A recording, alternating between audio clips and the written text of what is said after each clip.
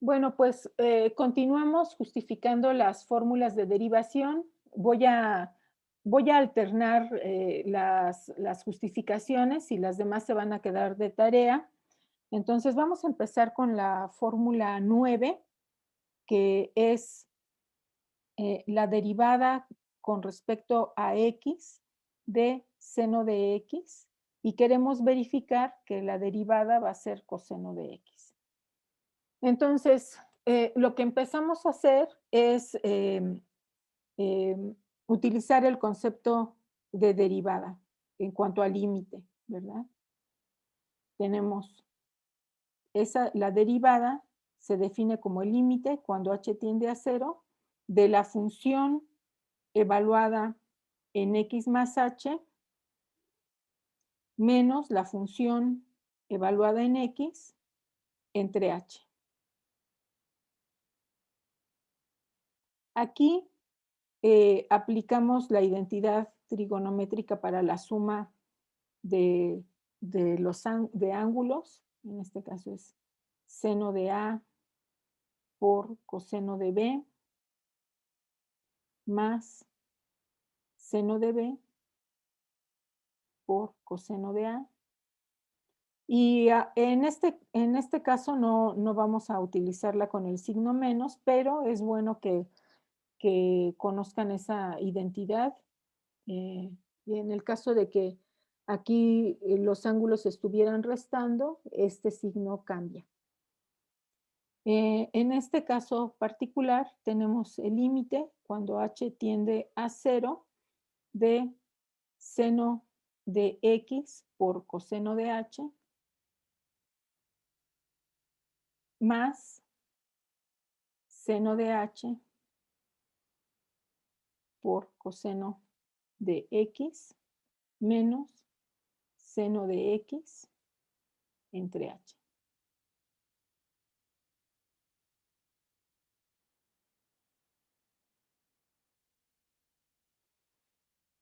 Vemos que estos términos que estoy sombreando tienen como factor común seno de x, entonces voy a factorizar seno de x, es el límite, cuando h tiende a 0, de seno de x por coseno de h menos 1 más coseno de x por seno de h, y luego dividimos entre h. Voy a separar en dos términos. El límite está aplicado a toda esa expresión. Seno de x no depende de h, entonces lo voy a sacar del límite. Seno de x por el límite cuando h tiende a 0 de coseno de h menos 1 entre h más coseno de x, que tampoco depende de h, entonces lo saco del límite por el límite cuando h tiende a 0 de seno de h entre h. Estos límites ya los habíamos calculado anteriormente. ¿Alguien me dice a qué tiende este primero? Tiende a 1. No, este tiende Perdón. a 1, ¿no? Este tiende a 1. Sí. Y el otro, este que está aquí, este. Ese tendría a 0, ¿no? Ajá, ese tiende a 0. Y por lo tanto, el límite, en este caso, es coseno de x. Por lo tanto, la derivada con respecto a x de seno de x es igual a coseno de x.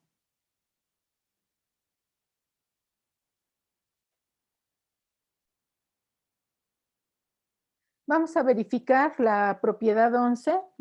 Queremos justificar, queremos verificar, demostrar que la derivada de la tangente es secante cuadrada de x.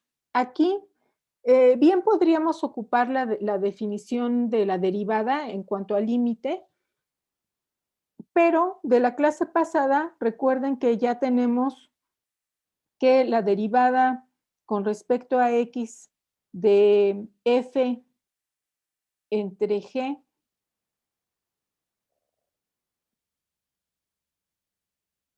lo voy a poner así, es igual a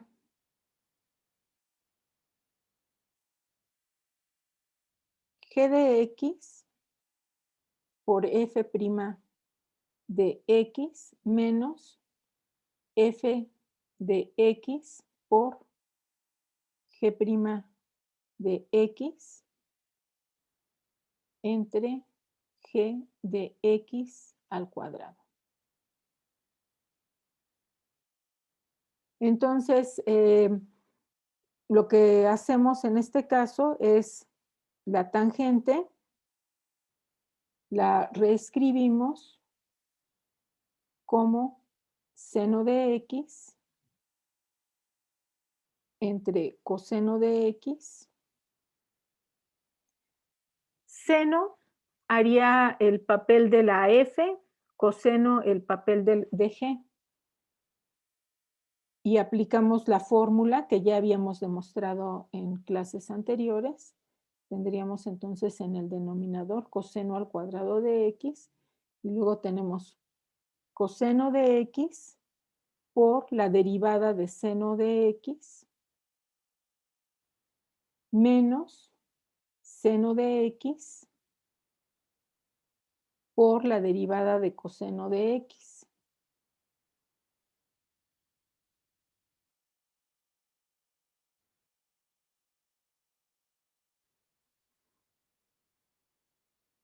La derivada de seno de x, como lo acabamos de demostrar, es coseno de x menos seno de x.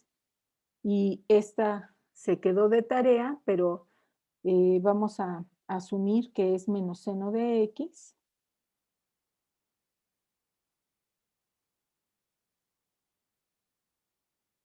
Entre coseno de x al cuadrado.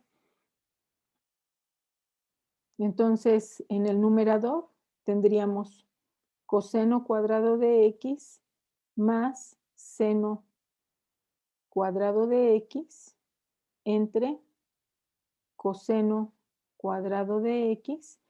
El numerador, por la primera identidad pitagórica, es 1, entonces queda 1 entre coseno cuadrado de x, y esta es la definición de la secante al cuadrado.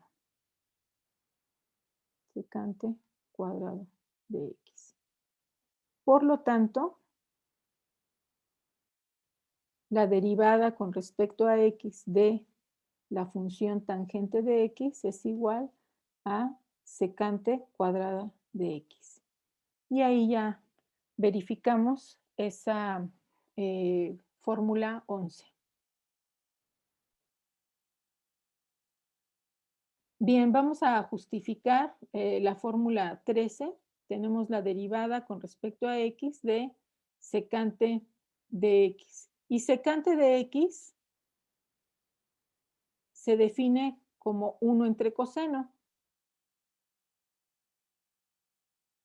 Claro, también podríamos demostrar esta igualdad directamente con la definición de la derivada con límites, pero como ya tenemos la fórmula para el cociente de dos funciones, la vamos a aplicar.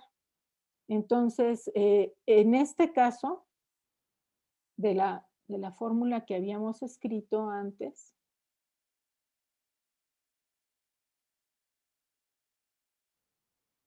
aquí está. Ahora, 1 va a ser el papel de la f y g va a ser coseno de x. Entonces tendríamos en el denominador coseno cuadrado de x y tendríamos el denominador por la derivada del numerador menos el numerador por la derivada del denominador. La derivada de una constante ya demostramos en la clase pasada que es 0 y la derivada de coseno es menos seno. Entonces tenemos coseno por 0 es 0 y luego quedaría menos seno de x entre coseno al cuadrado de x, que podemos reescribir como seno de x entre coseno de x por 1 entre coseno de x para tener el coseno al cuadrado. Seno entre coseno es tangente de x y 1 entre coseno es secante de x. Bueno, aquí escribí los factores invertidos, pero ya con esto podemos concluir que la derivada con respecto a x de secante de x es secante por tangente.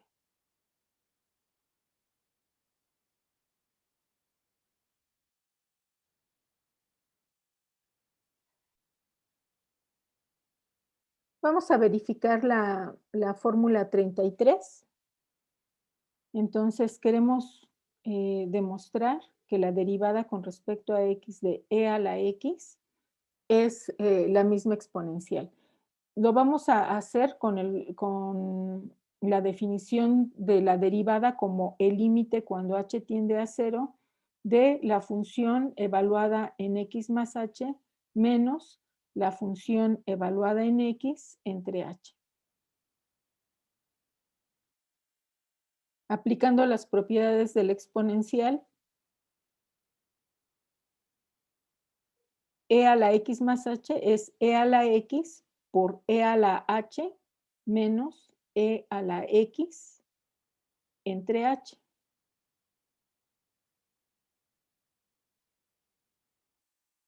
Podemos factorizar e a la x y queda e a la h menos 1 entre h.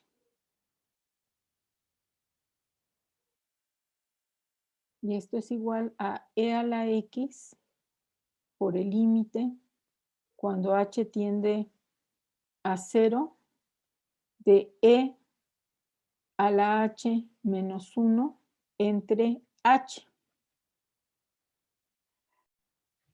Bien, entonces, para determinar este límite, hacemos una tabla en donde nos acercamos a h igual a 0 por la izquierda y por la derecha. En este caso vemos que ese límite tiende a 1. Entonces, aquí lo que obtendríamos es e a la x por 1 y esto es igual a e a la x. Por lo tanto, la derivada con respecto a x de e a la x es e a la x.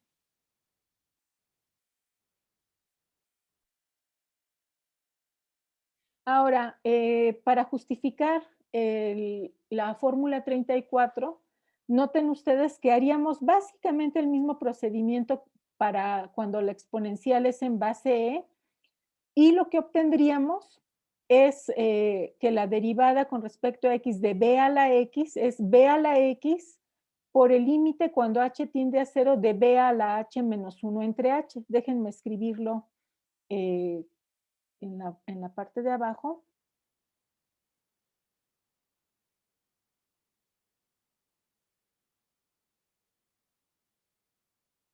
Entonces, lo que obtendríamos es la derivada con respecto a x de b a la x es, y el mismo procedimiento, me voy a saltar hasta aquí, entonces tendríamos b a la x por el límite cuando h tiende a 0 de b a la h menos 1 entre h. Y aquí, para justificar que este límite tiende al logaritmo de b, lo vamos a hacer numéricamente para varios casos de la base. Entonces, si la base es 2, es decir, si b es igual a 2, el límite se acerca a 0.69 y otras cifras, ¿no? Aquí, en la parte de abajo, evaluamos logaritmo de 2, logaritmo natural de 2, que tiende, entonces, verificamos que este límite tiende al logaritmo de 2.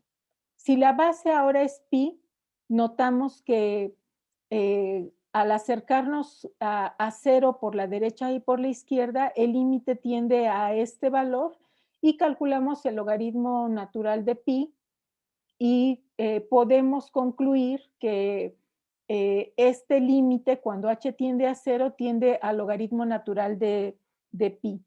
Entonces, aquí vamos a dar por hecho, no es una definición formal, pero es, digamos, una manera de justificar numéricamente este límite, perdón, aquí ya, esto es igual al logaritmo natural de b, y con eso queda justificada esta fórmula.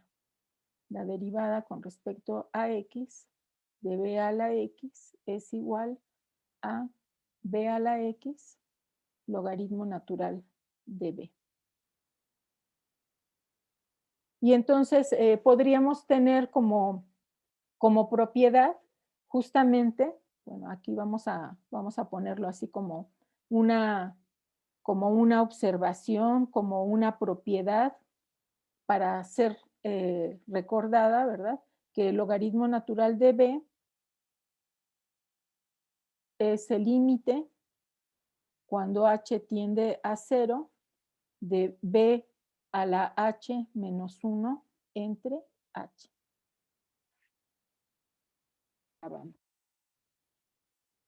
Vamos a justificar ahora las fórmulas para las funciones hiperbólicas. Empezamos con la fórmula 21 y recordamos que la definición de seno hiperbólico,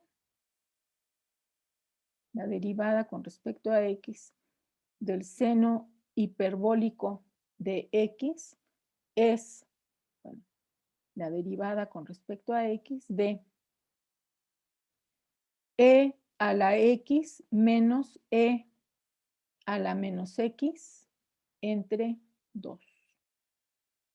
Entonces, podemos pensarlo como la suma de dos funciones. Este 1/2 lo podemos sacar de la derivada porque es una constante. Entonces queda 1/2 por la derivada con respecto a x de e a la x menos e a la menos x. Y queda 1/2 de la derivada con respecto a x de la derivada del exponencial es la misma exponencial y aquí tenemos que utilizar esta propiedad de las derivadas que todavía no he justificado, pero que en este momento la voy a aplicar. Es cuando el argumento de la función no es x, entonces la derivada de la función, en este caso de e a la x, es la derivada de una exponencial es la misma exponencial, pero cuando el argumento de la función no es x, hay que derivar ese argumento. Entonces queda 1/2 de la derivada con respecto a x de e a la x, y luego la derivada de menos x, esa sí ya la justificamos, en este caso es menos 1 con este signo menos, es más e a la menos x. Ay, caramba, aquí, a ver, aquí ya no tengo que poner la derivada porque ya la calculé. Y entonces tenemos e a la x más e a la menos x entre 2. Esta es la definición del coseno hiperbólico de x. Y por lo tanto, tenemos que la derivada con respecto a x de seno hiperbólico de x es igual a coseno hiperbólico de x.